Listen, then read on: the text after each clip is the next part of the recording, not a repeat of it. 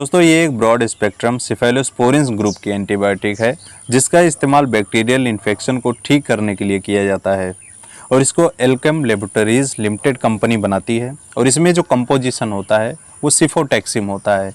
ये 250 mg, 500 mg और 1000 mg की स्ट्रेंथ में आता है। तो अब जान लेते हैं इसके यूजेस के बारे में, इसके क्या क्या यूजेस होते हैं। जैसा कि मैंने बताया ये एक एंटीबायोटिक है जिसका यूज़ बैक्टीरियल इन्फेक्शन को ठीक करने के लिए किया जाता है। जैसे कि जो बीमारियां बैक्टीरियाज के इन्फेक्शन की वजह से हो जाती हैं तो उन बीमारियों को ठीक करने के लिए एंटीबायोटिक्स दी जाती हैं। सिफोटेक्सिम एक एंटीबायोटिक इंजेक्शन है, इसीलिए इसका यूज़ उन बीमारियों को ठीक करने के लिए किया जाता है। जैसे कि मेनिंजाइटिस, ये भी एक बैक्टीरियल इन्फेक्शन की वजह से होने वाली बीमारी है। इसको ठीक करने के लिए टेक्सिम इंजेक्शन का यूज़ करते हैं। स्किन इन्फेक्शन हो जाता है, यूरिन इन्फेक्शन हो जाता है, या फिर गोनोरिया, ये भी एक बैक्टीरियल इन्फेक्शन की वजह से होने वाली बीमारी है।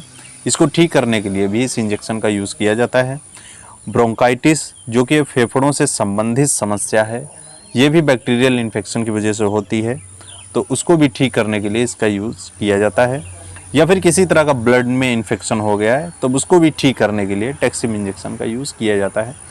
तो दोस्तों ये कुछ इसके यूजेस होते हैं, या फिर इसके अलावा भी कुछ यूजेस हो सकते हैं।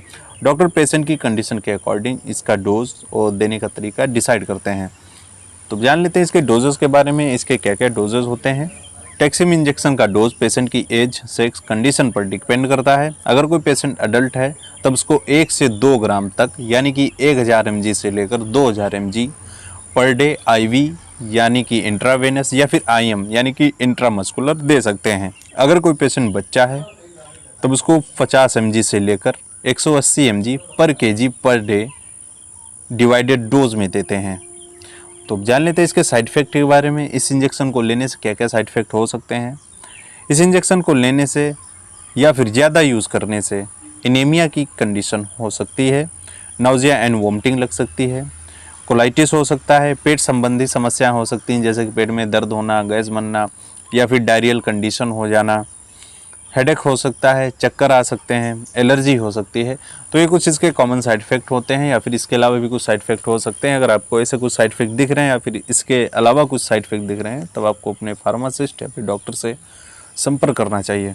तो जान लेते हैं इसके कॉन्ट्राइंडिकेशंस के बारे में। इस इंजेक्शन को लेने से पहले क्या क्या सावधानी रखनी चाहिए। अगर कोई व्यक्ति हाइपर सेंसिटिव है सेफेलोस्पोरिन्स ग्रुप की एंटीबायोटिक्स से तो ऐसे पेशेंट्स को इसका यूज़ नहीं करना चाहिए।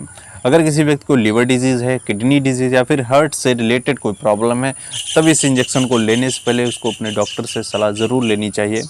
अगर किसी व्यक्ति को पेट में सूजन है, प्रेगनेंसी है, अगर किसी व्यक्ति के पेट में सूजन है या फिर आंतों से संबंधित कुछ समस्या है तब भी इस इंजेक्शन का यूज़ बहुत ही सावधानीपूर्वक करना चाहिए। अगर कोई महिला प्रेग्नेंट है या फिर लैक्टेशन वूमेन है यानी कि बच्चे को दूध पिलाती हैं तो ऐसी महिलाओं को भी अपने डॉक्टर से सलाह ज़रूर लेनी चाहिए। अगर किसी को एल्कोहलिक कंडीशन है यानी कि उसने शराब पी रखी है तब भी इस कंडीशन में इस इंजेक्शन का यूज़ बिल्कुल नहीं करना चाहिए। तो दोस्तों ये कुछ इसके कॉन्ट्राइंडिकेशंस होते हैं, इनको ध्यान में ज़रूर रखना चाहिए। और किसी भी मेडिसिन को लेने से पहले, किसी भी बीमारी का इलाज करने से पहले आपको अपने फार्मासिस्ट या फिर डॉक्टर से दवाई ज़रूर लें, क्योंकि दवाओं के फ़ायदे के साथ साथ उसके नुकसान भी होते हैं अगर मेडिसिन को सही तरीके से और सही डोज से ना लिया जाए। तो दोस्तों आज के लिए इतना ही। आपको समझ में आया होगा टेक्सिम इंजेक्शन क्या होता है, क्या यूजेस होते हैं इसके, क्या डोजेज़ होते हैं, क्या साइड इफ़ेक्ट होते हैं, और इस इंजेक्शन को लेने से पहले आपको क्या क्या सावधानी रखनी चाहिए। आई होप दोस्तों आपको ये वीडियो पसंद आया होगा। तो इस वीडियो को लाइक करें, अगर चैनल पर नए हैं तो इसे सब्सक्राइब करें और बेल आइकन को भी प्रेस कर लें, जिससे कि ऐसे वीडियोस आपको हमेशा मिलते रहेंगे।